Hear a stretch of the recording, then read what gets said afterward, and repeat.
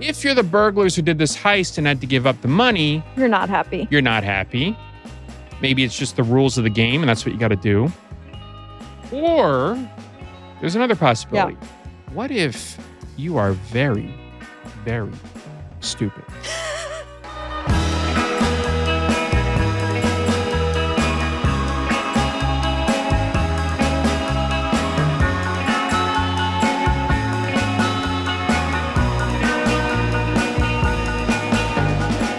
So, Merry Christmas and Happy Hanukkah. Thank you. Do you celebrate both? It's happy holidays. I'm already canceled.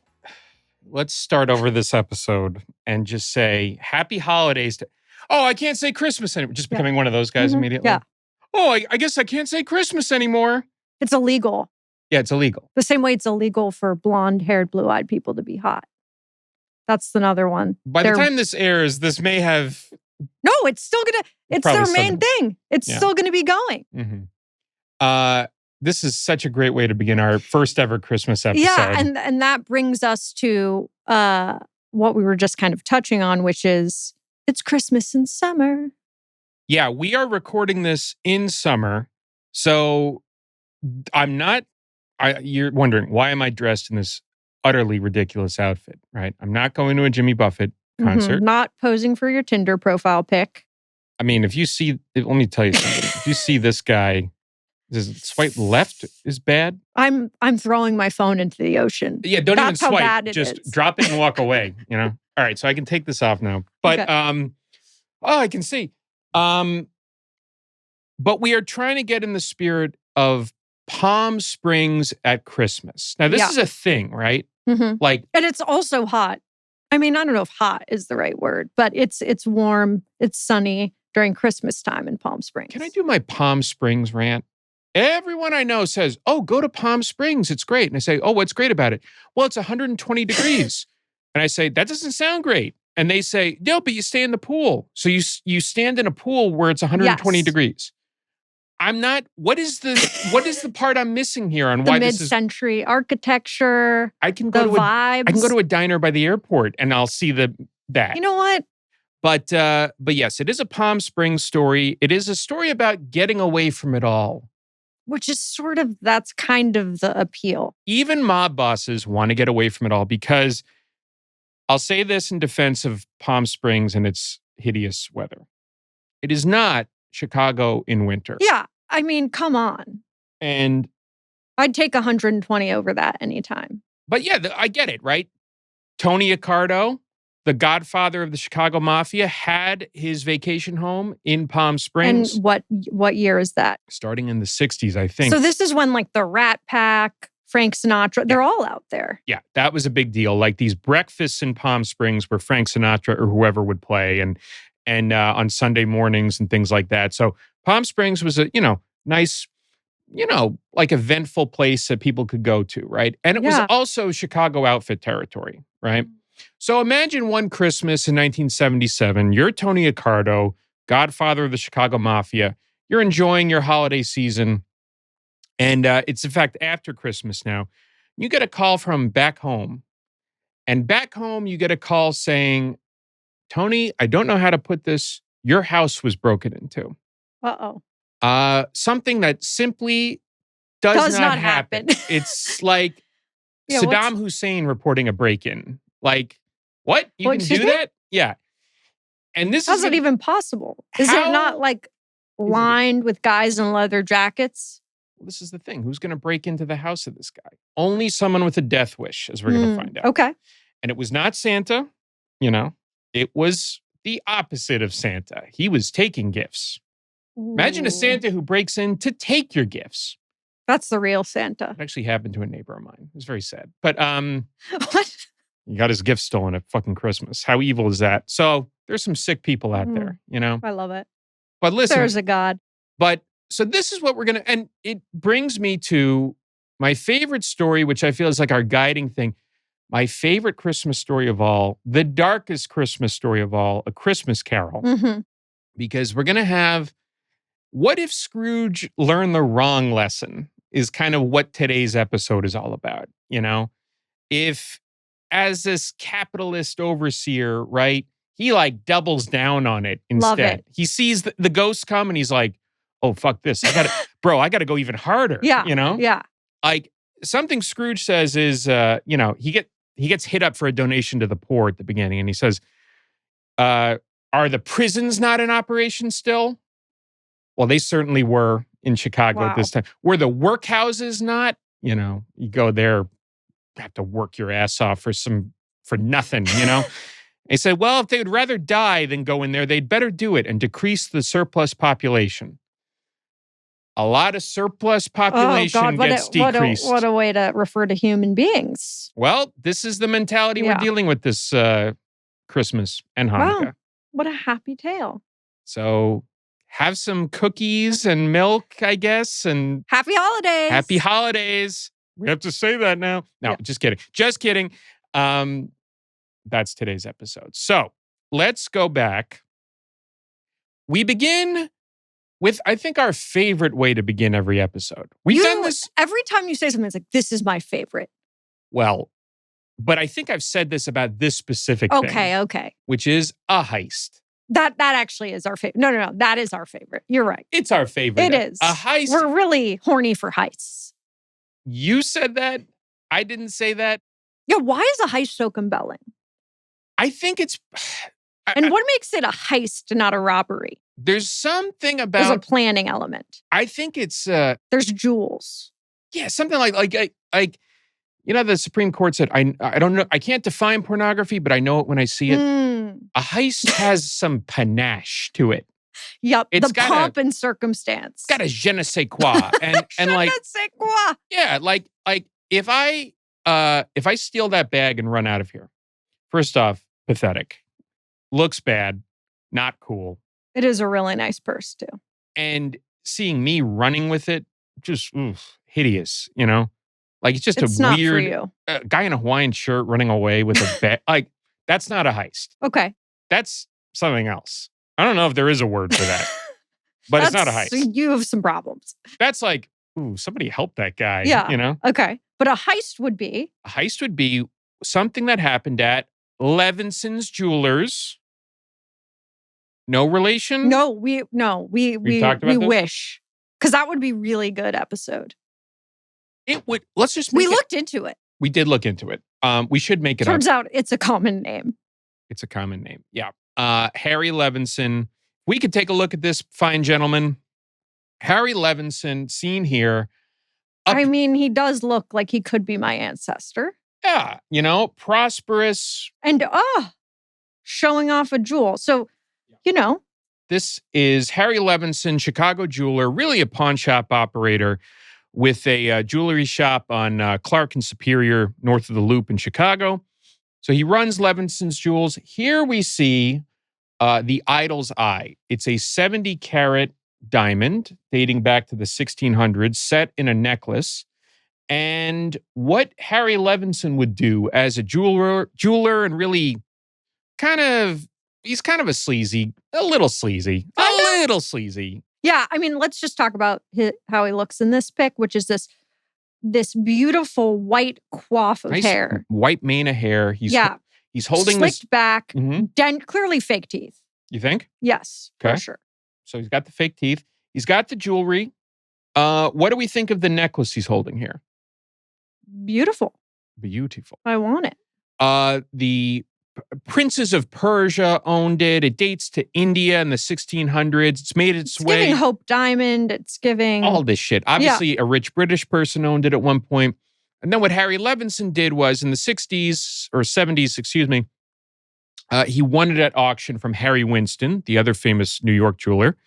And this is what Levinson did for PR, which is he would buy these big diamonds, maybe try to resell them later. But mostly it was about getting the publicity of, I'm putting it on my wife at a photo op. Oh, I got this, I got that. Raise awareness for my shop. He did this with something called like the Russian nuptial tiara. And how much would something like this go for? That one for, the equivalent of hundreds of thousands of dollars, And so the problem with when you do this sort of PR thing in Chicago, a city with its own other economy relating to jewels, Is it also attracts It's the attention attention. of people who are not going to your No, shop? I'm obsessed with remember MTV Cribs? How could I forget? Why are you showing off where all the stuff is in your house? It's a fascinating question. As social media has gotten more ingrained in celebrities' lives, we've had serious issues with home invasions, targeting, jewelry, high-end Remember cars. the Kardashian situation in Paris? She was robbed in Paris. But that was, I believe, because she was on Instagram. They traced her. geo-tracked.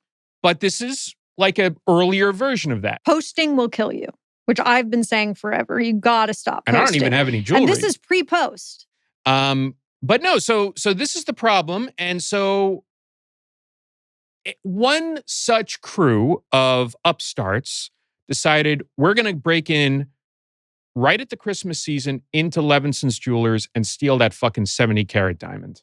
Okay. Which he's keeping in there. He's keeping in there in his best safe. You think you have something like that, it's at a bank in a safe or something. He's got a pretty good safe. He's got 5 safes. I'm kind of, after the fires, I went on a safe deep dive. Mm-hmm. I mean, they're not all made equal. Let's just say that it's really hard to get a safe that isn't going to burn down. That also isn't you have to facet it to the wall. I don't know. This is absolutely an important point, and this is where we get into the difference between a heist and just a common thievery. Okay, a heist is when, first off, the setting is dramatic. Chicago at wintertime, the dead of night. And hanging off a rooftop, throwing a tarp and cutting through it with an acetylene torch into a grate over a window. Then you get through the window into the jewelers, right? And then you get to work. Okay. Yeah. Does the heist also involve having some insider information? It's a heist is oh, well, we knew the code or we that's always fun, right? Yeah. It's oh, we got a source on the inside. Exactly. I don't think these guys did. Okay. They just had guts. And here's another sign of a heist. They spent 3 days in the jewelry shop. They had the run of the place. Exactly. No, they're sending a woman in who's going to pretend to buy something. They might have done that to case it beforehand. That's interesting. I'm pretty good. You're throwing your own ideas in the mix. You're pitching them. I want to be that woman. Yes, I think I would be good at that. Yeah. I mean, probably it was one of these Chicago hoodlums dressed like Bugs Bunny when he dressed up as a girl. But so you break in through there. Like I said, there's 5 safes in the place. They crack through 4 of them. Wow. Like I said, they spend 3 days in there in late December. They bust through all of them except one, the biggest safe. The biggest safe they probably tried to get through as hard as they could with what they call a burning bar, which is depicted in the movie Thief by Michael Mann. It's a massive contraption that throws off a huge amount of sparks. It gets super hot on the end of it. And the idea is you're actually just cutting through the wall. That's the only way to open those big boys. Yes. Now, as early Monday morning is coming and Levinson is going to return to open up for business, they have to abandon it. They just did not have time to do it. Yeah. So Levinson opens the door.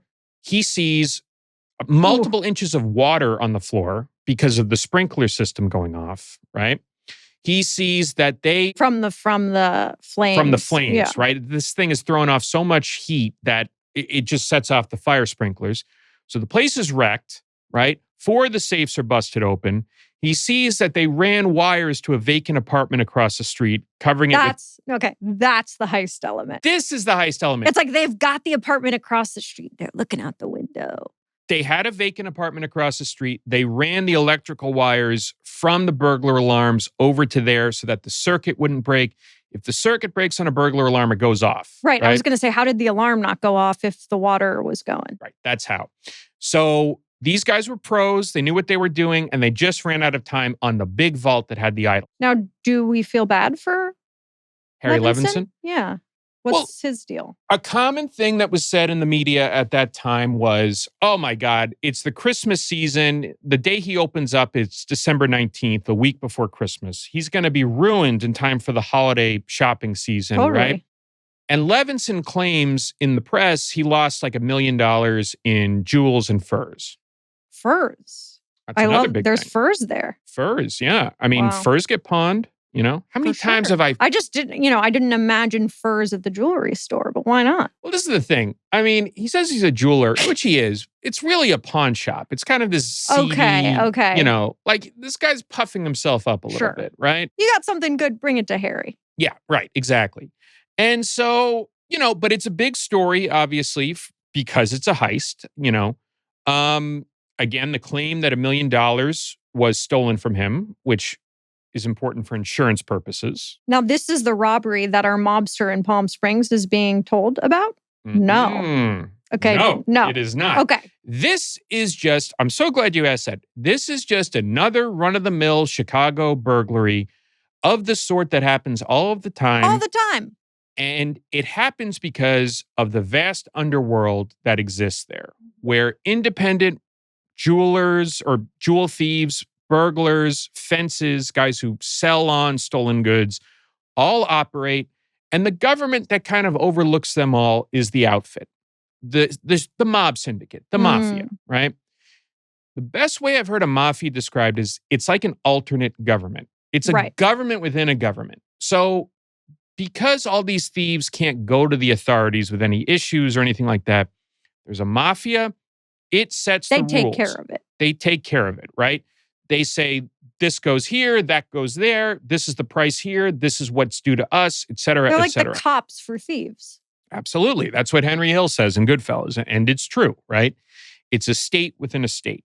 And so with that in mind, a couple interesting things are, for instance, that a Chicago detective investigating this heist says to Time magazine, Levinson was, quote, the most uncooperative victim I've ever seen. Oh. Levinson goes on to sue Time magazine, CBS, and NBC for libel, saying, quote, they brought plaintiff himself into disrepute, and plaintiff's reputation both as a citizen and as a jeweler. I like that they say... Wait, so he didn't want them covering it? He didn't want them covering one specific aspect of this. And the thing is, what Levinson's angry about is reporting tying him to the guy who's kind of guarantees all this underworld comedy, right? Who guarantees that this system's going to keep running right, and that is Tony Accardo. Sometimes Snowbird in Palm Springs. I gotta say, I love the look of this man. Tell me what you're seeing here. Is he not adorable? He's just a little old grandpa with these massive aviators. Yeah. Oh. He looks like Geppetto, right? Yeah. He looks like the kind of guy that's going to like pinch your cheeks. Right. Yeah. I mean, he used to bring hot dogs to the kids when they'd all come over to watch movies at his house. And he's also the most vicious crime lord in America, right? Now, this is him as an older man that we're seeing. He is... as time goes on, he gets more and more stooped with age in the way old people do. When he's a younger man, he looks like James Gandolfini. He's just kind of like, he's like 5'11", but he's strong. And he's the most significant, I think the most significant mob boss in American history. I'll put him up against any New York mob boss ever. Wow. More so than Capone. More so than Capone, definitely. Why is that? The reason is that Tony Accardo takes over gradually after Capone goes to prison. There's an interim period where it's handed off to him from a couple other more senior figures. And eventually he's the one who takes it through its heyday. Like really the 50s through, he dies in 92. So that period, right? He can never quite retire. Accardo, like I said, is... Why isn't he more famous? Well, this is the thing. He kept a low profile relatively. He always was interested in doing that. And I think Chicago benefited from the fact that it wasn't New York. Just didn't have, as with so many things, New Yorkers think, we are so You're cool. You're shitting on New York. You're shitting on Palm Springs. You know what? I feel like you don't like New York. Yeah, but am I saying that publicly? You just did now because I forced you to, because I was getting put on the spot, No, but in all seriousness, that Chicago benefits to a degree from an expectation that it's a corrupt backwater, right? And so whatever goes. And that's fine with him, right? Accardo was making bank off this, though. He lives in the suburbs, in a suburb called River Forest, upscale suburb. Until 1963, he lived in a 22-room mansion. Wow. How many kids did he have? He had, I think, 2 daughters. Oh, okay. So really not necessary. Oh, no, no, no. I mean, it had a bowling alley. It had a movie theater. It had a Wow. pipe organ. Like, yeah. And he would have these massive barbecues and stuff like that. He really is Tony Soprano. Yeah, he was living the life. And then after his girls got married, grew up, he and his wife moved to a smaller house, which he had designed himself. Uh-oh. Also in River Forest, he used an outfit associated contractor to draw up the blueprints with him. And Doesn't sound legal. he had some plans for what he wanted in this house. He got it permit. Yeah. Interestingly, later that contractor ran into tax trouble and the IRS was pressing him to give up the blueprints of the house. And then the contractor disappeared. Oh, yeah. So just turn down. I guess he can't turn down that job. It's a tough call. It is a tough call. I'm dying either way. It's a tough call. I'm dying either way. Might as well build the house, you know? Yeah.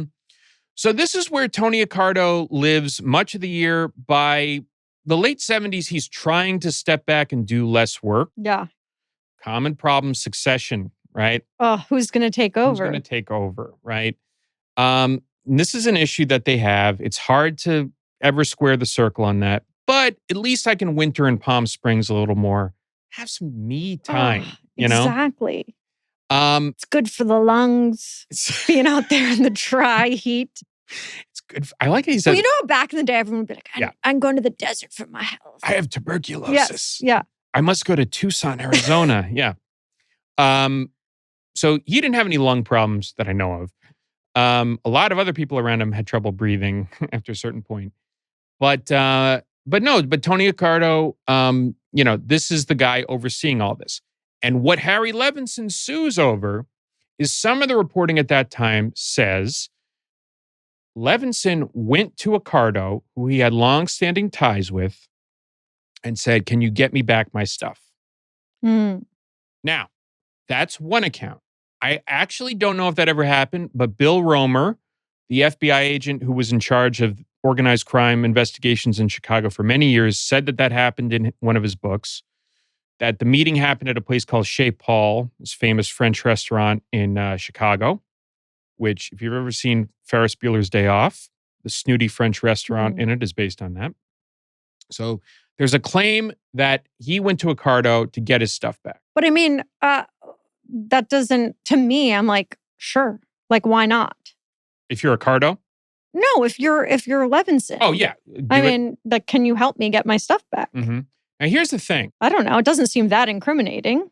Okay, right. Yeah. It's like, there's a matter of reputation, ill repute, all this stuff here. Like, you should just rely on the actual police to help you, which we know they're not going to do shit. So. And what? I'm a mobster now? I'm here to amuse you. I'm here to act like I'm bangling that. But this is all to say, I don't entirely believe this story for reasons we'll come back to later. But the important thing is somehow the outfit does get involved in this. And there becomes a question of whoever did this, whoever took this, they hit a place owned by a friend of Tony Accardo, and some sort of settlement needs to be reached. Now, not all of the thieves operating at that time in Chicago are outfit thieves. Such an important point.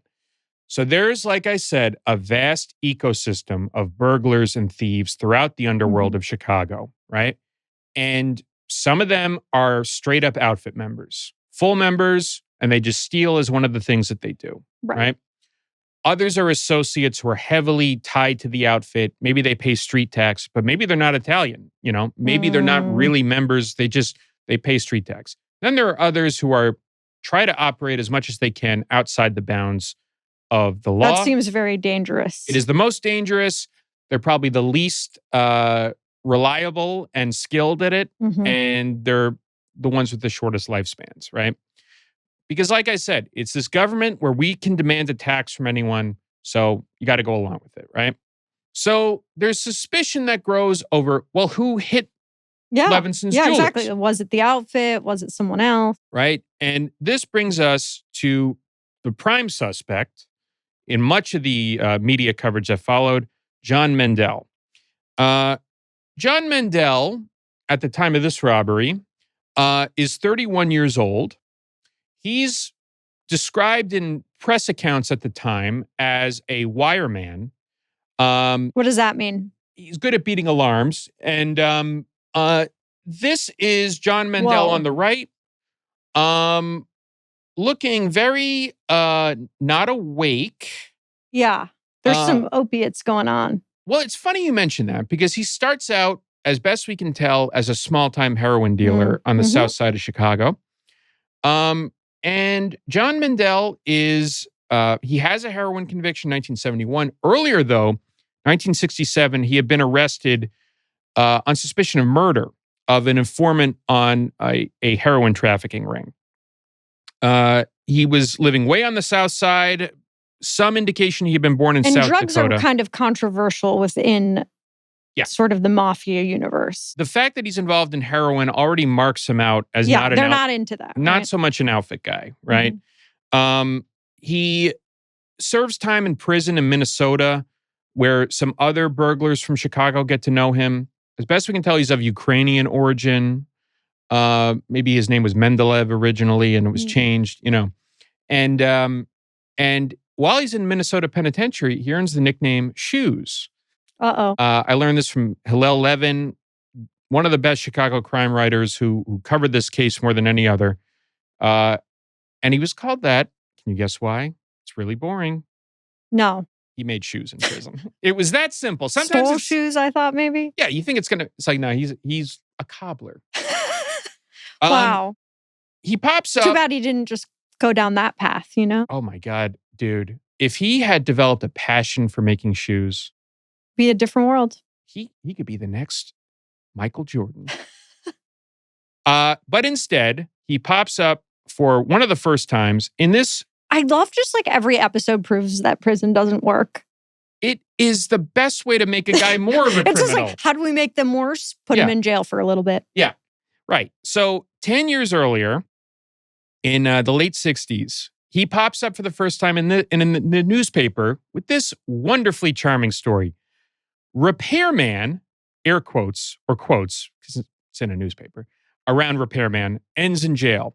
A 23-year-old man posing as a burglar alarm repairman was arrested last night as he was, quote, fixing an alarm at Goldblatt's department store. The man was identified by police as John Mendel. As Mendel worked on the alarm, he was questioned by the store manager. The manager called the company Mendel said he worked for and was told no repairman had been sent to the store. So, kind of clever. Show up as the tale guy, as old as time. Yeah, and undo the burglar alarm so he can go in later. It didn't work, though. No. 1971, he gets busted in a heist. Is this a heist or is it a hijacking? I'm going to say hijacking because it just doesn't have the panache. Doesn't have the, Well, was it a hijacking? That's not a car. There's not a. It's in fact, a truckload of Bayer aspirin. Got it. Oh. Yeah. It's worth $250,000. That really doesn't have the panache. It's aspirin. Yeah. You take it when you have a headache. It's not It's not a jewel. No. You can make money off it, reselling it out of state, trafficking. Again, Outfit can help you with that. I do feel like it isn't really acknowledged enough how much like they make money from stealing kind of boring things, right? Like we always think of it as the romantic stuff. No. But no. Bayer aspirin. Right? Shrimp. We've talked about that in the past, Hey, don't knock shrimp. No. I love a shrimp cocktail. I like shrimp. I'm feeling attacked that I don't like shrimp. But something that's interesting, another thing to note, if we could look at the hitman photo, one of the people he's busted with in that in the great Bayer aspirin heist is this guy, Ronnie Jarrett, who is a very scary person. We're going to talk about the other guys in this a little later. But if Ronnie Jarrett is in the story, then we have the outfit is involved. Two, an outfit absolute stone cold killer is involved too. So what is this lineup here? These are the hitmen. And this is what a crew of Chicago hitmen look like. Some of them are going to become more important later. But for now, Ronnie Jarrett, the fact that he's an associate of John Mendel is of note to me. Okay. Right? Ronnie Jarrett, known as Men's. Men's in Italian means like half, because he was half Irish, half Italian. And his main job, besides being a thief, is a hitman. So we'll come back to that later. The point is, by 1977, 1978, John Mendel is one of these working thieves in the Chicago underworld. He has a tool and die company he uses as a front, and somehow suspicion... Yeah, why is he connected to this? It becomes thought that Mendel led the crew that broke in there. Now, how exactly it came about that he was the guy is actually a bit mysterious. Like, I started thinking as we were preparing for this episode, well, how did the finger get put on this guy? And I think it's more what happens a bit later, which is after the fact that Tony Accardo, at least the word on the street becomes, Tony Accardo put the word out. He wanted the swag stolen from Levinson's jewelers returned. That it was a friend of his. I actually don't think that story was true. I think it became a game of telephone where something else happened there. But that was the story on the street. And then here's where the accounts of it get totally disparate. One is that John Mendel was responsible for it, had the loot hidden at his tool and die shop, and the mob stole it back. Another is... Oh, so maybe it's a heist on a heist. A heist on a heist. Maybe that's what happened, that it was hidden in the rafters. Someone went in and took it. Maybe that's it. Another is that they were told, give it back. Another, though, is that they were told, you can sell it, but you have to sell the goods through outfit fences. So if we could see again, Daniel, that photo of Mendel. And a fence is...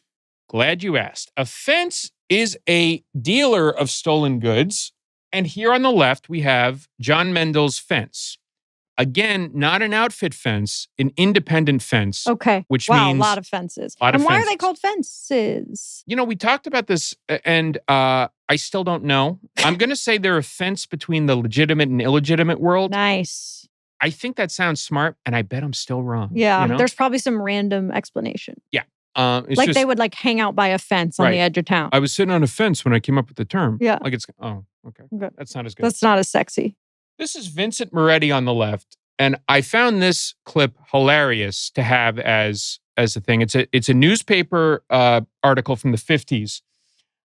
Vincent Moretti was originally a policeman with the city of Chicago, I think with the Park Police. He and his two brothers, including his twin brother, were also with the police. All three were policemen. All three were fired as policemen. This was not easy to do back then. Yeah. Right? Wow. Here he's in court for taking $120 from the wallet of a drunk driver. That's it. He's such a piece of shit. Yeah, I love him. He's so gross. I feel like they arrest cops for that. I feel like of course they do that. I thought that was legal for them to do. Let me put it this way. If you were getting arrested for that in the 50s in Chicago, it means you were basically shooting everyone. Yeah, I was going to say, don't they have bigger problems? And no joke, and I say that before I even remember, his brother went to prison for a double murder while a police officer. Wow. Do you know what shocks me about that? That he went to prison. He went to prison. These were some bad dudes. His other brother was found dead in a car trunk. Okay. It's going to be a running theme here. But Vincent Moretti is one of these independent fences who works with guys like John Mendel, independent and thief. I wonder why doesn't he work with the outfit? He's a fucking loser. And he's a They're creep. we can't. He's too gross even for them. There are these stories about him causing trouble in public, stripping down to his gorilla chest. Hillel Levin talks about it in his story, that he would cause trouble at these hotels and get thrown out. And then you'd have to be worried about him coming back. He was a wannabe gangster, tough guy. Yeah, he's attracting too much attention. Right. So this is a loan shark and a scumbag and all this stuff. And he may have been the fence planned to take on the Levinson's Hall in this telling of it from John Mendel. I don't quite understand how you sell a lot of this stuff, because the second it's up for sale, they just know. They're like, that's the Levinson jewelry, no? I mean, it depends. There are shady dealers who can get it out of state, sell it in other places where it'll attract less attention. Right. Probably it's actually for the best they didn't get the idol's eye. That would have been that's what I was thinking to sell of. again, right? But yeah, there's a brisk trade in this, right? These guys know what they're doing. And it seems like the outfit system of government has worked here, right? Levinson's going to get his insurance payout. Probably any jewels or furs that were recovered go to the outfit. Everyone's happy. Yeah, Levinson gets his prestige a little bit restored, saying to other burglars, and this poor guy. well, yeah, but it's, this poor guy is not going to get fucked with again, right? He's with us, so don't, and everyone's happy, except if you're the burglars who did this heist and had to give up the money. You're not happy. You're not happy. Maybe it's just the rules of the game and that's what you got to do. Or there's another possibility. Yeah. What if you are very, very stupid? I can relate. Yes. And this is where the story gets good. I have such an affection for when a criminal is so stupid that they are sealing themselves up in their own grave. I know, it's really good. And don't even know it. Elmore Leonard, the great crime writer, said the tragedy of his books is how stupid all the criminals in them are, I think that they get they're like sort of high off of the crime that they're doing and they make all of these mistakes. I think so. This is one of the biggest mistakes out there. Okay. Can't wait. I'm on the edge of my seat. Yeah, in the Hall of Fame of mistakes, we have what happened in the weeks after all this drama with Levinson's jewelers. Everything has seemed to go right. Yeah, it kind of seems like a layup. If anything, it seems like Harry Levinson, I'm like, did he rob his own store? I mean, I think, all right, I'm glad you brought that up. Not to jump ahead, but it's like you're getting the insurance money. Let's address that now because I think it is relevant to what happens next. Here's my theory, and I don't know this for a fact. In fact, nobody knows this. Okay. This is just me after reading every disparate account. I think not that much was actually stolen from Levinson's jewelers. Okay. Harry Levinson fucking lied for an insurance payout that was bigger than it was supposed to be. Okay. Mm-hmm. I think it was a relative pittance, not $1 million that was stolen from him, right? And so we got a little insurance fraud in the mix. I think that's part of what's going on here, right? So that's why he was going to be kind of okay no matter what. But if you put out that false story, and let's say you're one of these really dumb burglars, and you say, wow, $1 million in swag is out there, and I bet the outfit got it back. And then maybe, and I'm just picking a name here, I don't know that this happened for certain, Vincent Moretti, that fence, maybe has a chip on his shoulder. Who's not the brightest bulb. Fucking idiot. Says, I heard Tony Accardo has a big safe in his basement. You should go. They're going to go look. They're going to go looking for it. The Levinson swag is in there. You should go get it. Right? Now, this would be the moment you'd say, that's a great point. I'm going to go to the bathroom. And then you go and you get in a cab and you say, take me to the airport. Why would the top mob? I don't know. To me, I feel like if I'm smart, I'm storing it somewhere else. There are a million reasons you could say, this is not a smart idea. Yeah. Or a good read on the situation. Totally. Okay. The important thing is anywhere between 2 and 3 burglars decided, you know what? We're going to fuck around and find out. This shit is being kept at Tony Accardo's house. Okay. He's in California like a pussy. Yeah. Right? Who can't even take this. I mean, there's a big thing of the pride of the Chicago winter, Got it. He's soft. Let's break into his fucking house and steal this shit. I kind of love it. Right? People don't do this anymore, No.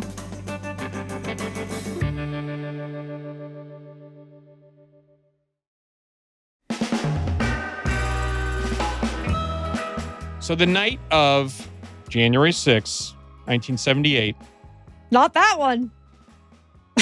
Foreshadowing, What a blessed day. Yeah. In our cultural history. The one before democracy was forever derailed. Yes. This one was just for fun. Okay. For funsies. Yeah. It actually, comparatively, it's a lot funnier. Yeah. But a lot of dumb people do a lot of dumb things on that day. Similar mentality, actually, exactly, in both. Exactly. Yeah. So, January 6, 1978, Tony Accardo's in Palm Springs. 2 to 3 burglars break into that house in River Forest in search of this mythical hoard that Tony Accardo keeps at his house, right? Rumors of a big safe and all this stuff. and they ransack the place. They overturn bookcases. And there isn't someone, though, watching the house, which is shocking. There is a older Sicilian man named Michael Volpe, who's 75 years old. He checks in on the house, makes sure the pipes don't freeze, but he comes during the day. So he's not there at night, right? So these guys ransack the place. They steal a bunch of shit. The next morning, Michael Volpe comes in and is horrified. Oh, God. Poor Michael. Poor Michael. I mean, it's not going to go good. Can you imagine? Can you imagine? Oh, I mean, I absolutely can. The details. This isn't like a nice Silver Lake couple that you're house sitting for. No. They have to call and be like, I'm sorry, your dog shit on the rug. Yeah. This is the worst house sitting call. Though actually, maybe a Silver Lake couple would freak out like Accardo over their dog being, upset. No, good point. Good point. The point being, the detail that really gets me in the Levin article is the first thing Volpe sees when he opens the door, besides the fact that the alarm was not tripped, which is interesting, right? Okay, so they're good at one thing. So they wired it, right? Accardo's pants are turned inside out and tossed on the hallway floor. Now, what? They're just like they were ransacking everything, and the pants are turned inside out. But why are they inside out? Like they're looking through the pockets or something, and they throw it. Okay. But I want to bring that up to say, like, the article makes a point in Playboy in 2007, like, he was more disturbed by that than anything else. And I think there's a good reason for that, weirdly, which is there's something about Tony Accardo, his bearing, his presence, where there's something so humiliating, not just about breaking into his home, but like defiling his stuff, turning his pants inside out. You're kind of, what are you looking for in the pants? An extra $100? There's an invasiveness to it that simply does not happen to this guy. You're not even supposed to think that Tony Accardo wears... Don't even look at his pants. Don't think about his pants, That's not supposed to be how it goes, right? No, that's such a good point. Wait, but did they get those jewels? No.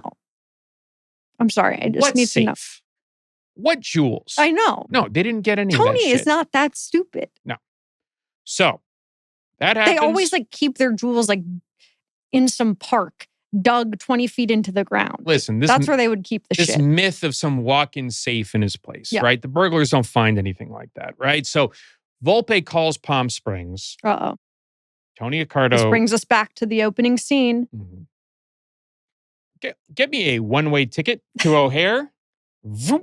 Shoots right back to Chicago. And sometimes I think these guys wanted to die. Why do we do anything? Behind the scenes, Mr. Accardo is home. A bunch of seemingly unrelated things start happening. Oh, yeah. Let's go. Starting with our friend Vince Moretti.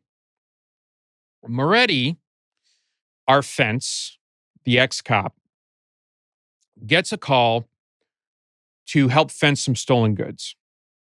The meeting is going to be at a bar in Cicero, Illinois, Chicago suburb.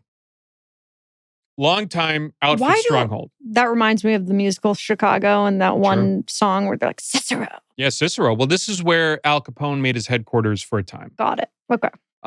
So it has a notorious history, right? The kind of place you would expect to fence some stolen goods. So Moretti goes to this bar that's closing up.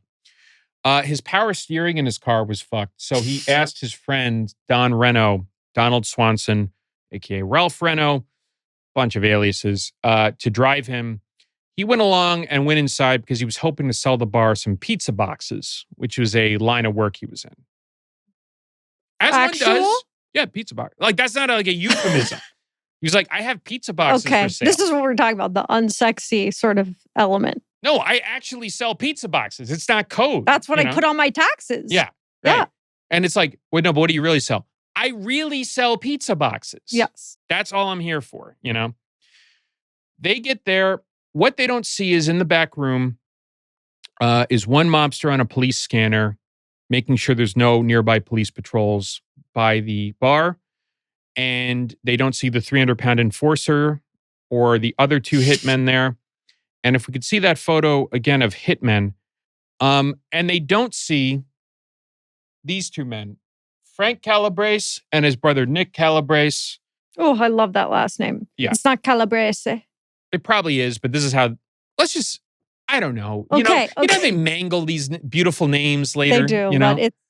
I've always heard Calabrese. I'm going to hit the TV for emphasis on that. So Frank and Nick Calabrese are loan sharks and collectors. And also it'll turn out later, per Nick Calabrese, hitmen. And what ends up happening as Vince Moretti and Donald Swanson enter this bar is they are extremely brutally attacked, battered, beaten. The 300-pound enforcer, Goomba, jumps on Moretti over and over again. So badly he bursts his spleen, breaks his ribs, bursts his kidneys. It's like he was hit by a car. The two are strangled with a rope, being tugged by the two brothers, wrapped around their neck like tug of war, right? Throats both cut, left in a car trunk in Stickney. All this being done while the jukebox is playing the beautiful Frank Sinatra song, Strangers in the Night, to drown out their horrible That's such a cries. Cinematic detail. Got that right. And, let us know if We're available. We are available. So this speaks to the fact that one bit of information the FBI has been able to glean amidst all this going on is Tony Accardo suddenly returned from Palm Springs because he was very angry about a burglary at his home. Now, this is not a small thing for them to know because obviously Tony Accardo did not go to the police about this. Yeah, I wonder how they know that. It's kind of interesting. They had some informant tip them that this was happening, but they also asked either Tony Accardo's grandson or son-in-law, and they unwisely just said, oh man, the old man's so angry. He's returning to fix this burglary thing. Oh my God. He blurted it out. Talk too much, right? But he's family, so you can't kill him. But other people, Yeah. And they get their first clue investigating the Moretti murder, which happened January 31st. So they actually investigate the murders of these guys. They do. That's interesting. They're interested in this. Probably because they want to get, well, this is what happens. The big fish. The search of Moretti's house uncovers an astounding clue. Ooh. Which is a pair of cufflinks of the sort that Tony Accardo would give out at Christmas. And he didn't give it to Vincent Moretti. No, that's for sure. This guy is not a friend of his, right? So they think, all right, we heard the rumor about the burglary. Now we have a dead fence with Tony Accardo's cufflinks in his house. Pretty obvious what happened. The fence wasn't just murdered. He was tortured and murdered too. Yeah, so you did something really bad. There's a violation here. Something is going on. And as this is proceeding, now they look back. January 20th, another burglar, Buddy Ryan, was found shot dead in his brother-in-law's car, his Lincoln Continental. His brains were blown out. A police scanner was in the car of the sort used by these professional burglars, right? February 2nd, 1978, Steve Garcia, who is John Mendel's closest friend, had been lured back from Miami. He's found in the trunk of a rented car. They're just killing all of them. Oh, yeah. Yeah. So, I mean, this is just like, they probably don't even know who actually did it. Something is happening where all these burglars in the independent Chicago burglar underworld are winding up dead. And they know clearly this has something to do with Accardo. Right. It might have something to do with the Levinson's jewelry Yeah, because heist. it's like also like maybe some of them have the jewels. Something is going on here. And right. The cops are trying to figure out what it is, right? What they do know is, and this is important, Accardo has spent maybe one night in jail his entire life. Wow. Probably zero, actually. It's one of the two. If Accardo is ordering murders on the basis of a break-in into his home, this might be the closest he's come to actually being involved in a murder conspiracy in decades, right? Wow. And so they got to get him. This is their shot. Nobody fucking cares about these guys, these burglars. Yeah. But if we can tie Accardo to this, we could get him on murder charges, right? There's two more burglars that April, exact same MO. One shot dead in an alley, another one found in a car. And you know what? This is also doing another great thing for the outfit, which is getting rid of their competition for burglaries. Well, they're just, this is such an important point, okay? That normally I would say smart mafias, smart criminal organizations shy away from this kind of thing, right? They don't do these things until they have to. But you know what? If they feel they have to, they can. Right. And no one's going to stop them, True. I mentioned as a joke Saddam Hussein earlier, but he had one of my favorite quotations ever about the law. He said, "The law is whatever I write on a piece of paper." Whoa. And that's, Tony Accardo subscribes to that too. And you know what? Who's going to stop him? If you say that's against the law, then I'll kill you. Yeah, right? And try putting me in jail over it. It hasn't happened yet, Yeah, they have this confidence. Right? Like, I have this power to do this. It's an affront to this. Because here's the thing. It's not just a violation of my home, the president of the outfit, the top guy, all this shit, right? It's to this whole system we have here that keeps everything ticking along. You guys are... Stay in line. Stay in line, because otherwise this whole thing isn't going to work. Right. We're all fucked. And we need to take these guys out and really show them. Isn't that kind of what Omerta is? Omerta is about silence, right? Which is shutting up. But it's also, I think, don't defy either. you know? Yeah. So, but there is this interesting thing going on of the FBI being interested. And they start Operation Burglars. Burglars. It's fun to say. What does that mean? So, burglary murders. Oh, burglary. It's a bit like the 30 Rock rural juror, Yeah. So the point is, the police are on this one, and they get to do something. They get to do a couple very interesting things. The first is they convene a grand jury on the very slim pretext that there's a reported burglary at Tony Accardo's house. And they need to investigate it, just like they would any other house burglary. Oh, of course. Right? They really care. Yeah, they really care. So they bring grand jury for that. Yeah. The grand jury, low bar to just, presenting criminal charges, moving it on. Tony Accardo shows up and says, what house? I don't have a house. I live in a box. But Michael Volpe. What house? I don't have a house. I'm in Palm Springs. I don't know what you're talking about. Michael Volpe, the 75-year-old houseboy. It's important to add his lawyer does not show up. And Volpe is not a native English speaker. He's Sicilian. So this poor little old man. He's so cute. I'm so sorry, Michael. Michael testifies, and evidently, whatever he says, it's too much, because 5 days later, he disappears forever. After No! I kind of knew it. This whole thing also happened on his watch. Well, and that's the other thing, right? Yeah. They're not too happy with Mike. No, he disappears after heading to work at Accardo's house, by the way. Now, though, this presents an opportunity. Oh, they're killing a little too many people. A lot of people have been killed in this episode. Is this the most ever? It's the most we've had so far. Yeah. This is, we should have like a running tally of the record. We should a little bing. Yeah. Yeah. So the disappearance of Michael Volpe, sad though it is, provides the FBI something they have never gotten before and will never get again, which is to say, we know Michael Volpe worked at this address. We are asking for a search warrant to go in and look around to see if he's there and make sure he's okay. And Tony Accardo is in California when this happens again.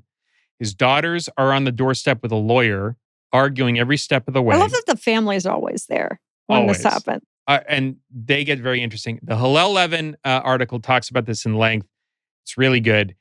The daughters say, we can't let you in. Daddy wouldn't want that. And the FBI's like, we're breaking down the fucking door unless you let us in. I don't think your dad would like that either. That's what So they let him in and they get to look around, and what they see is fascinating. First thing they see, all these plaques on the walls for all of Tony Accardo's philanthropic endeavors. Accomplishments. Right. More interestingly, in the kitchen, they find a notepad with with Harry's Jeweler on it. No. So, first piece of evidence tying them at all, right? Wow. Another. a little black book next to Tony Accardo's bed of his stock trades in blue chip companies. Interesting. A police scanner, similar to those used by the burglars, including Buddy Ryan in his car, right? Is he not a little smarter to put some of this stuff away? No one's ever been in this place, though, right? Yeah. No one's ever gotten a warrant on this. And here's the other thing. Remember that mythical, ridiculous walk-in safe that these idiots thought he had? Mm-hmm. There is one. Oh my God. They just didn't find it? They didn't find it. The FBI in the hallway, there's a mirrored, wall of mirrors, right? And you think maybe there's a closet behind there. There's a door behind one of them. The door leads into the basement. Of course the FBI are better than right, yeah. than the burglars. That's why they're burglars. Yeah.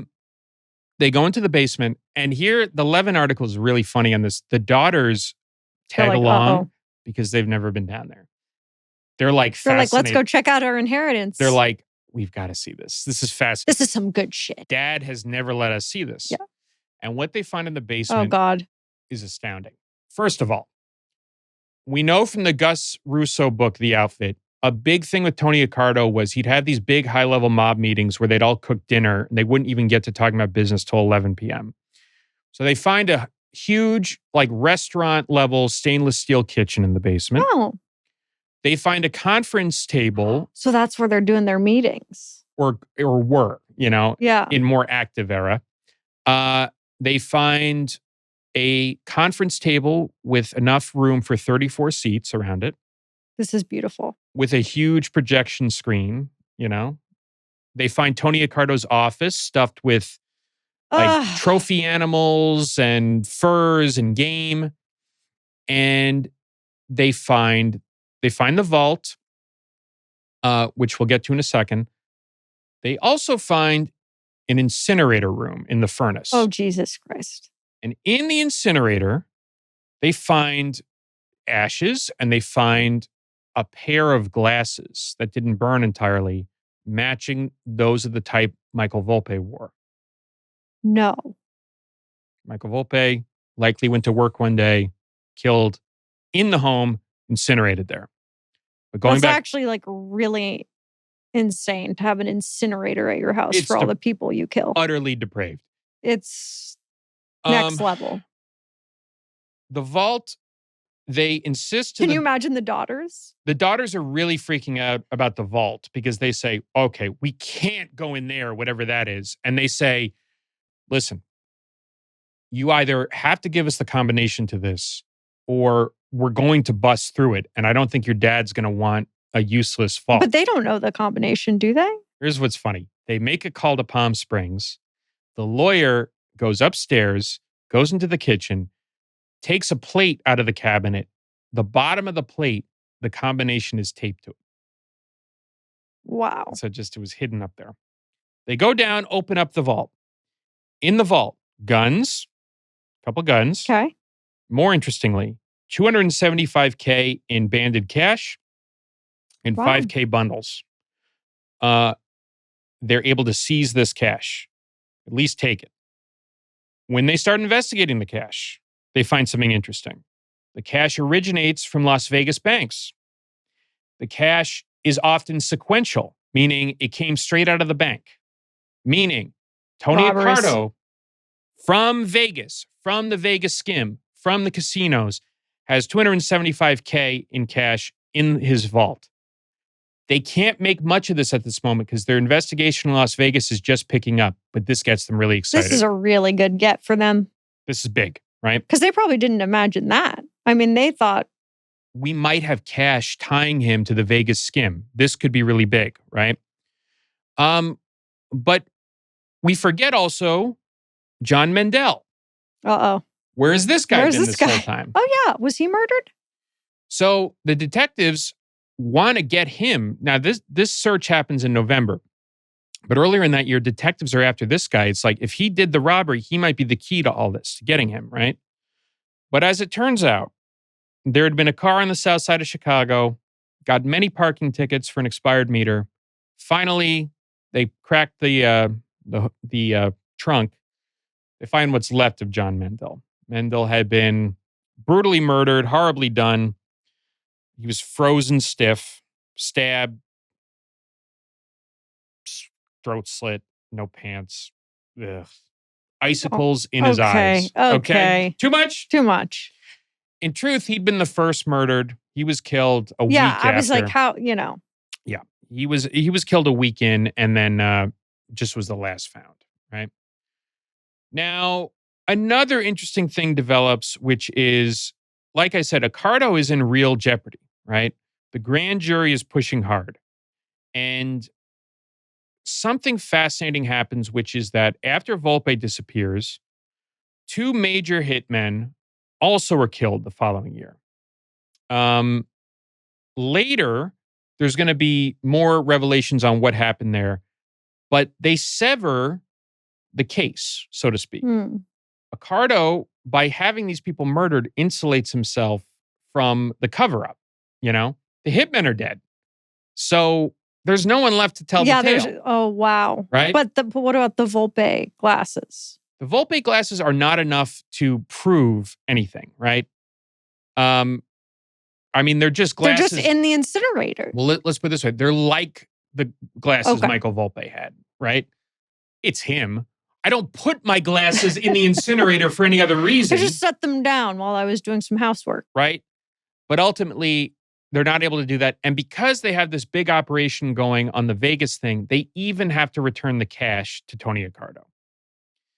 Because they don't want to threaten that we know all about their Vegas operation and blow it to keep going. Yes. Right? Oh my God. So he even gets the fucking money back. Sucks, right? And there the case lies. Accardo dies of natural causes in 1992. And what about Harry's? Well, let's go back now.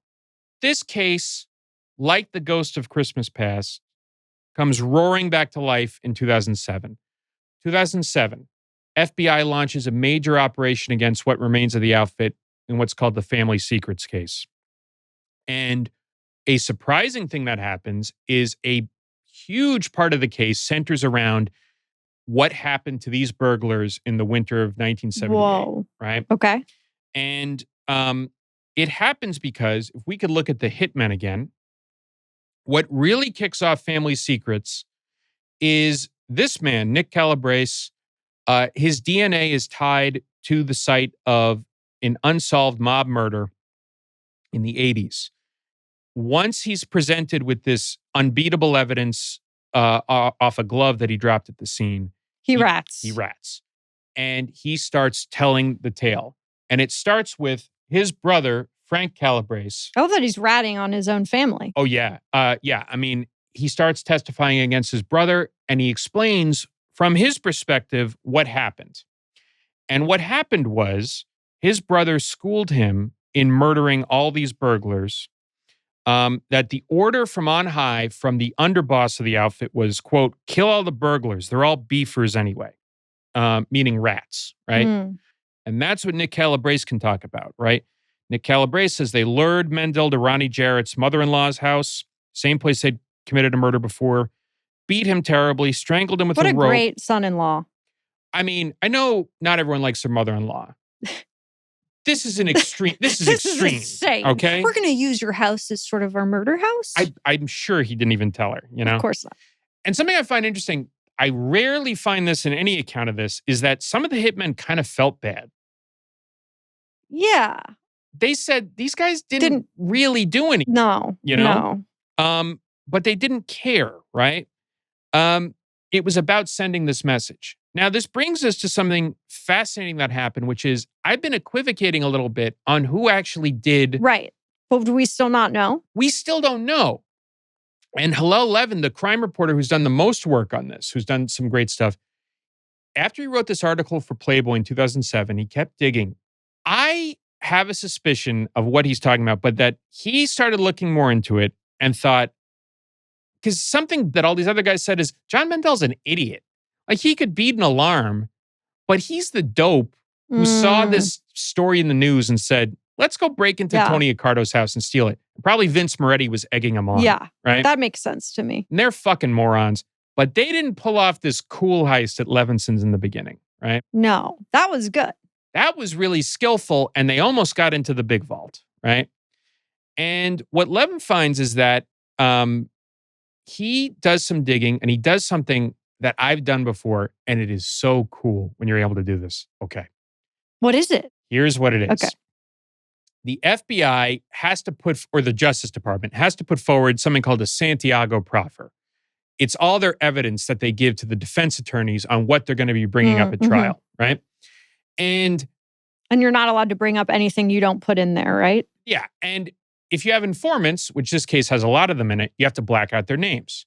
But it used to be when they would do this, they'd black it out and you could tell how many characters were in the name. Oh my God. So if it happens over and over again and you have a name in mind, you can plug it in and see if it fits and figure out who they're talking about, maybe, or at least be able to run it down. How do they do it now? They made it so, I forget what it's called, like where it's justified, so it's always the same length, no matter, or you know what I mean? Like you can't tell with definitiveness what it is. Because they learned their lesson, right? So he figures out, Levin has this sense that I'm not sure that this guy, Mendel, is the one who did this. And he figures out a name, which I have also figured out now after we done this. I'd love to ask Mr. Levin, if he hears this, if I have the right name. I think I might, actually. Which would tie him with this man, a crew member of this man, Tony Spilotro, who we've spoken about before. The Joe Pesci character in Casino. Just a guess. But whoever he is, when Levin finds this man as a reporter, the guy tells him, your fucking story was all wrong. I broke into Levinson's Jewelers. We did the burning bar. We left the water there and we had to get out of there. I didn't get anything like $1 million. And I certainly didn't fucking rob Tony Accardo's house later, Wow. Now, this fits to me because he ran a very skillful burglary crew in Las Vegas and in Chicago. I think maybe they were the real prime suspects in that robbery. And John Mendel is just dreaming of a white Christmas, under the tree at Tony Accardo's house. So, that's just a theory, right? I don't know that for certain. And in fact, that's what I find so interesting about this story. No one will ever know for certain. That's crazy. Because here's the other thing, right? Like these witnesses, like Nick Calabrese, right? All right, so he's the best account we have of the murders. Maybe it didn't happen. I was going to say, if I'm ratting, I'm also throwing in some people I don't like. I mean, why not just spin a tall tale? We don't know they're telling the truth. I mean, these people have no ethical code. Why would they tell the truth when they're ratting? This is such a problem with it, especially when it's often the only evidence about what happened exactly. It's like, here's a sociopath. Right. This is insane. This life is hard, man, but it's harder when you're stupid. That's a line from the Friends of Eddie Coyle. That's real. It's some real shit, And we'll never know. What a Christmas tale. What a great, warm and fuzzy Christmas carol. Like Scrooge wakes up on Christmas morning and says, boy, go get me a goose. Get me the fattest goose at market. Tony Accardo never did that. He never bought a goose for anyone. He said, fuck, kill that goose, Yeah. Fuck geese. I hate geese. Wow. Really not a vegan. So all in all, this has been a wonderful holiday episode of The Outfit. I'm so glad we could talk about this. And, just to put a pin in it, I do feel like we are experiencing a little bit what it's like when you just decide, I'm going to kill all the burglars. Fuck it. Fuck it. I'm going to do whatever I want. And like, there's an important lesson here too. Like, Accardo didn't pay a price for this. No. It was. Yeah. You know what I mean? Like, he's like the libertarian business tycoon ideal. Like, you just do whatever the fuck you want. Keep a low profile. No one can stop you. You have enough money and influence and power. You'll never go to prison. That's kind of sad. So they don't always, get their just desserts. And I think... Like, I usually say that, but maybe in this case... I think the problem is, once you get Santa isn't real. Okay, we're going to cut that out. I don't want that out there. Okay. So we'll take it from here and I'll say, so Santa being real and all, but putting that aside, I think if you can be an authoritarian and just get to a point where no one can touch you, you can break the law Like you can get an order from a judge saying, oh, the cops can't do this or ICE can't do that. But if they keep doing it, no one can enforce it. Who's running things, you know? That's a very good question, Dan. So Merry Christmas. Yeah. And Happy Hanukkah and Happy Holidays. Happy Kwanzaa. Thank you. I was waiting. Yep. And we'll see you in the new year. Alive.